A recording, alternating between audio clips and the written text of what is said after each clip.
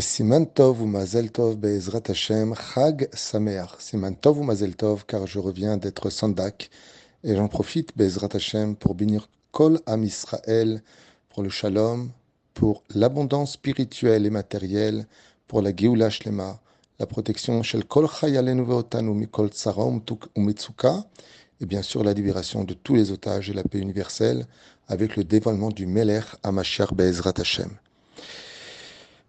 Nous allons recevoir Bezrat Hashem pour cette nuit la fête des trois fêtes juives, Pessah, Shavuot et Sukkot, la plus élevée de toutes, puisque Pessah et Sukkot n'ont été créés que pour arriver au fondement même du pourquoi de la création du monde, le don de la Torah.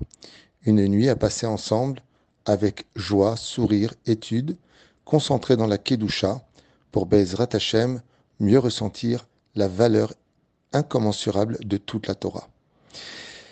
Ce qui est très curieux, c'est que demain matin, nous allons lire une fois de plus les 10 commandements qu'on retrouve dans deux parachiotes, celle de Yitro dans le livre de Shemot et puis de Vaitrana dans le livre de Devarim, pour lequel, dans les deux cas, il est marqué « Je suis l'Éternel ton Dieu qui t'ai fait sortir du pays d'Égypte ».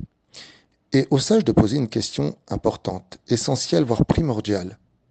Toi qui te dévoiles pour la première fois de façon publique et explicite, ou enfin, Vaïr ou et Akolot, on voit même les lettres se composer sous les yeux oculaires des enfants d'Israël et des nations du monde. Comment se fait-il que tu te présentes comme étant un Dieu tout simple qui a sorti un peuple de son esclavage du pays d'Égypte? N'aurait-il pas été plus convenant, beaucoup plus grandiose de dire « Je suis l'Éternel, ton Dieu, qui créa le ciel et la terre » en créant les galaxies, les trous noirs, les planètes, la stratosphère, l'atmosphère, les molécules, le monde animalier, marin et terrestre. Tellement de quoi Baruch Hashem honorait la création du monde. Tout a été créé par Dieu. N'est-ce pas plus grand que de sortir par dipler un seul peuple du pays d'Égypte? Deux réponses extraordinaires à retenir du pourquoi il se présente comme étant le Dieu qui sortit les enfants d'Israël du pays d'Égypte. Il nous a sortis de là-bas pour indiquer deux choses. La création du monde est universelle. Elle appartient à ce qu'on appelle Briot Haolam. Toutes les créatures du monde profitent de ce monde. Le ciel et la terre ont été créés par Dieu. Comme l'avait prétendu d'ailleurs Aristote, oui, Dieu existe, mais qu'est-ce qu'il n'a à faire que d'une personne qui volerait une pomme dans un souk? Dieu est tellement élevé qu'il vit dans un monde d'Olympe, des mondes parallèles, un monde tellement élevé que ce n'est pas digne de Dieu de descendre s'occuper d'une personne malade ou de s'occuper d'une personne qui aurait commis tel ou tel méfait. Eh bien, la première réponse que Dieu donne dans les premiers des 10 commandements, « Je suis l'Éternel, ton Dieu, qui m'intéresse à toi en tant qu'esclave dans le pays d'Égypte. Je suis l'Éternel, ton Dieu, qui te demande de faire le sacrifice de Pessah, de faire la Brit Mila, de mettre une mezouza, de mettre les téphilines, de ne pas dire du lachon hara. Je m'intéresse à tes pensées, à tes paroles, à tes actions. Chaque juif intéresse Dieu, tout comme chaque création du monde intéresse le Créateur du monde. Dieu est inclus lui-même, personnellement, dans chacune de ces molécules qui forment la matière pour laquelle le monde existe. Quand un arbre pousse, c'est parce que Dieu lui ordonne de pousser. Dieu a créé le monde. Il est invisible, il se fait disparaître, mais il est omniprésent et omniscient. Et si Dieu avait commencé en disant « Je suis l'Éternel qui ai créé le ciel et la terre », alors on aurait pu penser que maintenant, nous, on fait ce qu'on veut. Puisque Dieu est dans les cieux, nous, nous sommes sur terre, chacun son monde.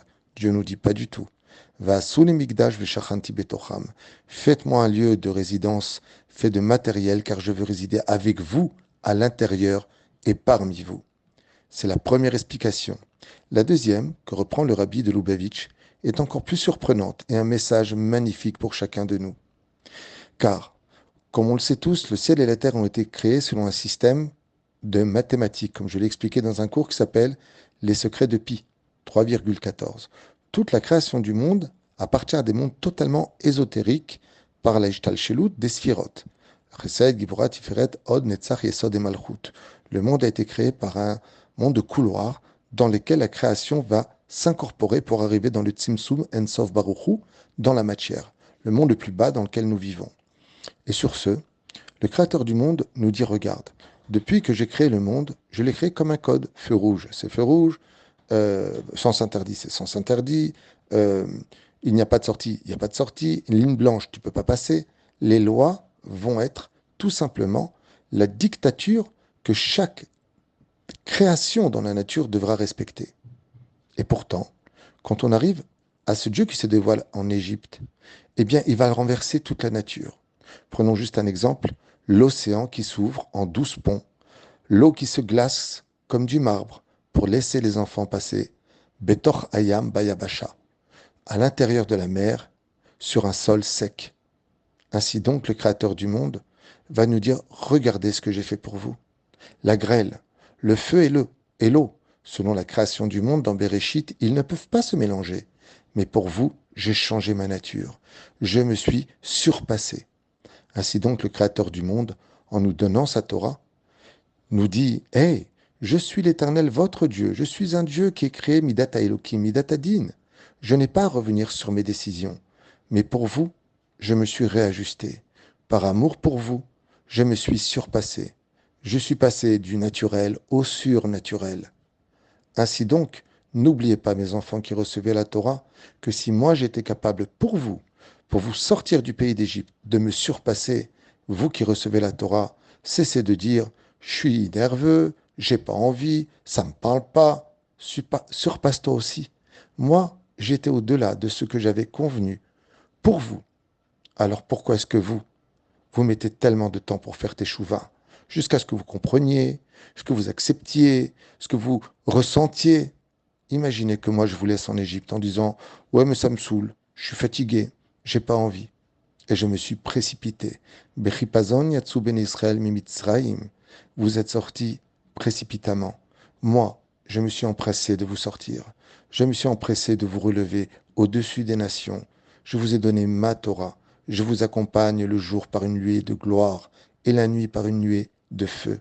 Je vous ai donné le pays d'Eretz Israël. Je vous ai protégé, vous ai donné le roi Shaoul, le roi David, le roi Salomon et autres. J'ai toujours été avec vous. Et aujourd'hui, je vous ramène sur votre terre.